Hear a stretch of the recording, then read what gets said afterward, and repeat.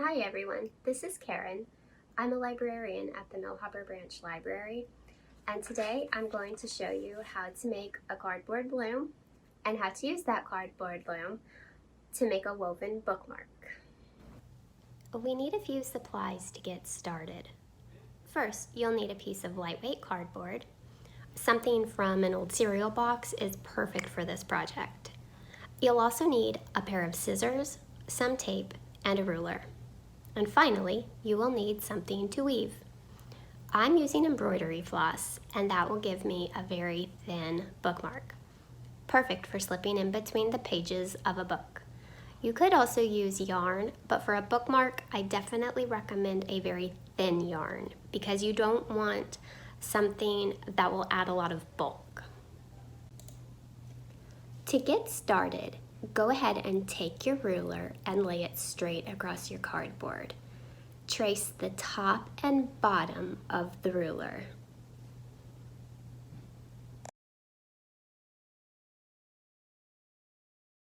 That distance is just over 1 inch. I'm going to space my cut lines 1/8 inch apart so my weaving will be consistently spaced. You'll need to do this to the top and bottom of the loom.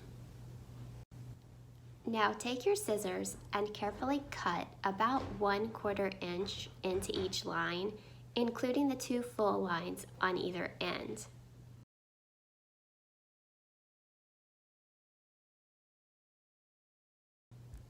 Now that our loom is prepared, we need to set it up for weaving.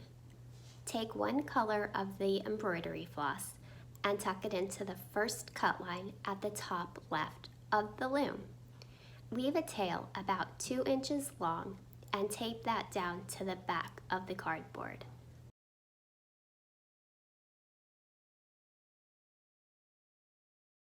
Take the other end of the floss and bring it straight down to the corresponding cut line at the bottom of the loom.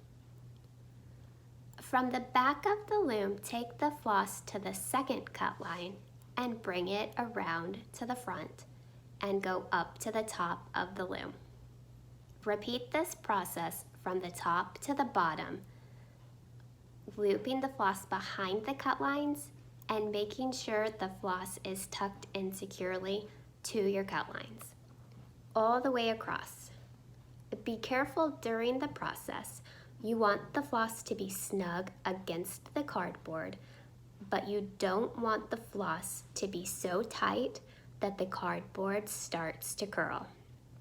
Make sure the cardboard will still lay flat. When you get all the way to the last cut mark, leave about a 2-inch tail and secure the end with tape. You're now ready to weave. To make the weaving process a bit easier, I'm using a tapestry needle. If you don't have a tapestry needle, you could use a paper clip or even a twist tie to wrap around the embroidery floss. Or you could just use your fingers. Once your needle is threaded, just pull off a small amount of floss. It will be easier to work with. It's important to remember that you need to leave a tail at the beginning and end of the weaving. You will need this bit of floss to finish the bookmark. From here, all you need to remember is over, under. I'm taking the floss over the first thread and under the second thread. Then I go over the next one and under the following thread, all the way to the end. Pull the embroidery floss through and snug it up against the top of the loom, and we're ready for our second row of weaving. It's important to see if you were over or under the last thread on the previous row, because you want to start this row doing the opposite. Mine was over, so I'm starting this row under. When you get to the end of the threads, pull the embroidery floss snug, but don't pull it so tight that the vertical threads are pulled toward the center. Snug that up against the other row of weaving. Keep repeating that process until you are finished with your bookmark or until you are ready to change colors.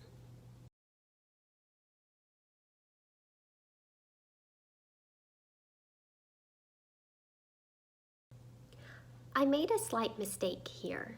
My needle didn't make it completely under the thread. The great thing about weaving is that you can see your mistakes as you're going and fix them fairly easily. Just pull the floss out and start again.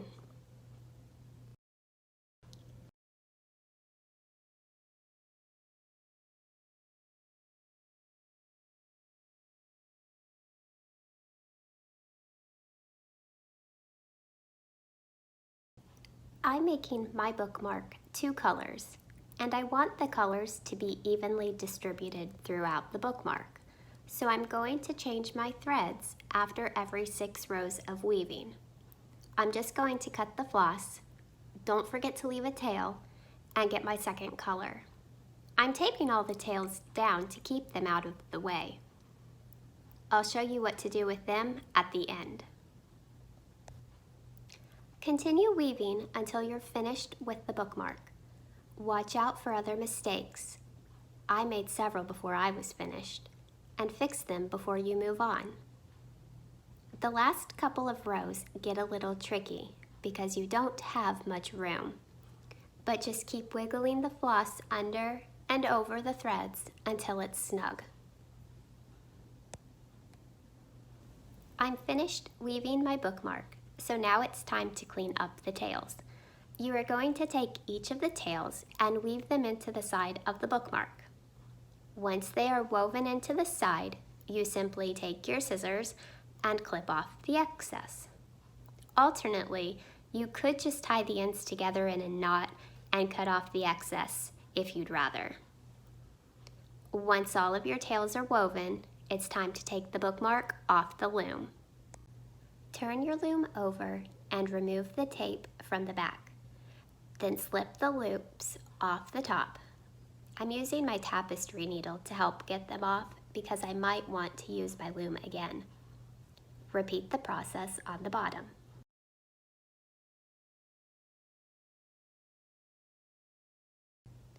You still have a tail from when we set up the loom. Take that tail and slip it into each loop at the top. Don't pull too tight and tie a knot at the end.